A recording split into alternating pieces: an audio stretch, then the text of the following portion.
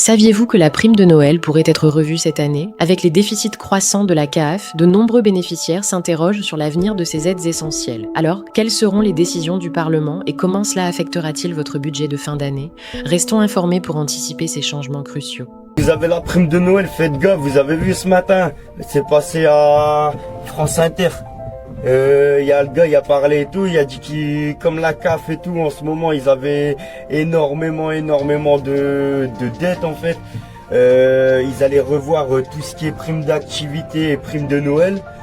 Donc du coup, les gens qui ont eu la prime de Noël et tout l'année dernière, normalement, ça devrait être présenté au Parlement la semaine prochaine. Et si c'est le cas, adapté déjà pour cette année. Donc ceux qui touchent la prime de Noël, ils vont revoir les barèmes, donc vous allez peut-être plus la toucher cette année. Donc si ce que le gars il disait ce matin, c'est que quelqu'un qui avait 2 enfants, mère seule et qui l'a touché, et maintenant ça marchera plus pour 2 enfants, ça sera 3 enfants.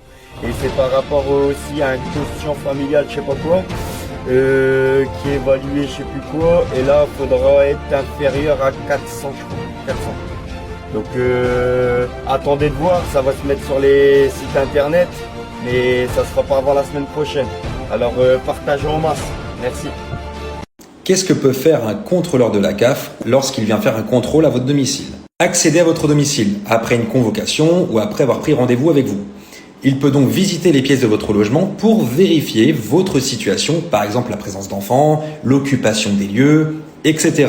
Bien évidemment, vous ne pouvez pas lui refuser l'accès à une pièce fermée sans un motif équivoque, valable. Ça pourrait être considéré comme une entrave au contrôle et donc le contrôleur CAF pourrait donc demander la suspension de vos droits. Interroger des connaissances pour vérifier vos déclarations. Effectivement, le contrôleur, il peut tout à fait contacter par exemple votre employeur, votre bailleur, votre banque, les fournisseurs d'énergie, etc. sans que le secret professionnel ne lui soit opposé.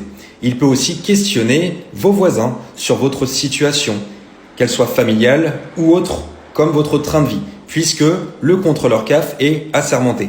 Il peut demander des justificatifs, par exemple, il peut exiger des documents qui prouvent votre situation, contrat de travail, quittance de loyer, facture, etc. Dans la première partie, on évoque que les primes de Noël risquent d'être revues à cause d'importantes dettes. Cela soulève des inquiétudes sur la stabilité des aides pour ceux qui en dépendent. Dans la suite, on découvrira comment gérer les trop-perçus de la CAF et éviter les arnaques liées à la carte vitale.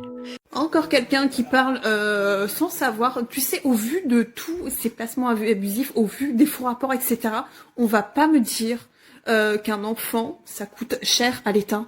Faut arrêter 2 minutes parce que pour avoir des motivations pareilles, t'inquiète pas, il doit y avoir un beau petit pactole derrière. Hein. Surtout quand un enfant est reconnu par la MDPH, dont Mathis. Sinon, je pense qu'il y aurait beaucoup plus d'éducateurs justement chez les familles et non des enfants placés.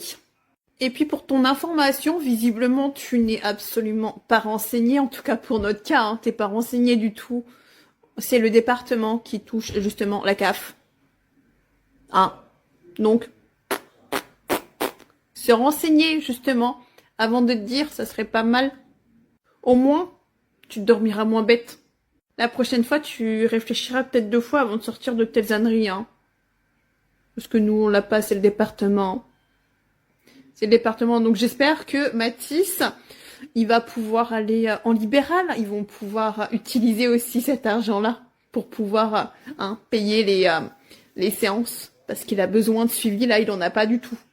Si tu as reçu un trop perçu de la CAF, que ce soit sur ton compte CAF directement sur Internet ou par courrier, tu as des solutions. Si tu ne peux pas rembourser, tu peux faire directement un mail à la CAF en faisant une demande gracieuse, soit pour exonérer ta dette ou alors pour la réduire. Il est possible. Tu peux le faire soit par mail, soit par courrier postal avec accusé de réception. Est-ce qu'on t'a déjà exonéré ta dette? Peut-être si vous mettiez en commentaire pour rassurer certaines personnes, ça serait sympa. Parce qu'il est vrai que des fois, la CAF nous demande des grosses sommes en trop perçu et ça nous inquiète souvent. Alors moi, par exemple, l'année dernière, ça m'est déjà arrivé d'avoir un trop perçu d'à peu près 300 €.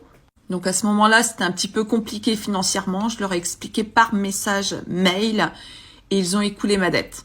La question reste, comment naviguer dans les complexités administratives de la CAF tout en évitant arnaques et malentendus? Entre contrôle strict et risque de fraude, le parcours est semé d'embûches. Alors êtes-vous prêt à affronter ces défis ou préférez-vous rester spectateur face à ce labyrinthe administratif?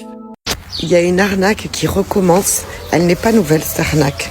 Je vous préviens, certainement que vous la connaissez, mais quand même, vous allez partager cette vidéo aux gens qui sont fragiles, aux personnes qui sont malades autour de vous, parce que c'est une arnaque à la carte vitale.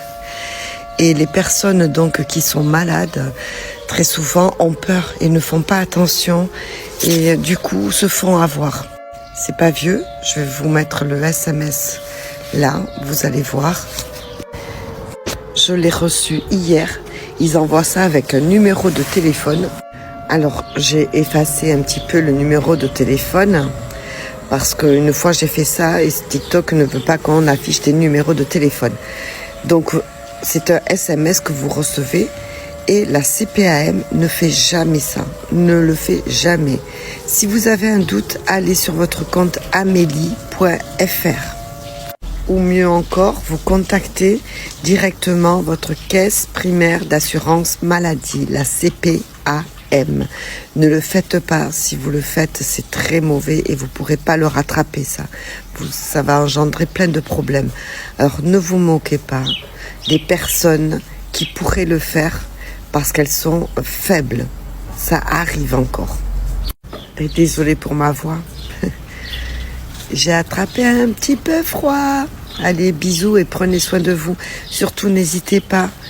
Vous faites passer cette vidéo aux gens autour de vous qui sont faibles et ou qui sont gravement malades et qui ont absolument besoin de leur carte vitale. Bisous.